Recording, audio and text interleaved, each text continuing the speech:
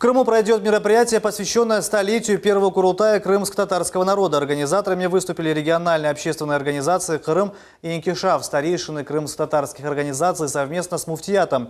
6 декабря в Крымско-татарском театре в 11 часов по инициативе всей крымско-татарской общественности пройдет торжественный концерт, посвященный столетию Курултая. Участие могут принять все желающие.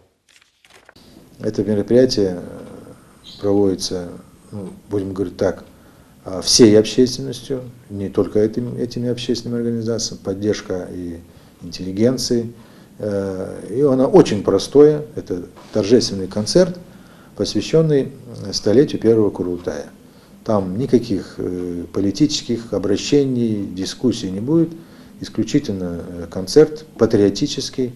Просим вас, значит, всех, независимо кто вы, какой партии находитесь, особенно я просил бы делегатов Курултая, все-таки это посвящается первому Курултаю, Курултаю всех созывов, молодежь я просил бы, депутатов всех уровней, которые избрались, все-таки прийти и присутствовать вот на этом торжественном праздничном концерте.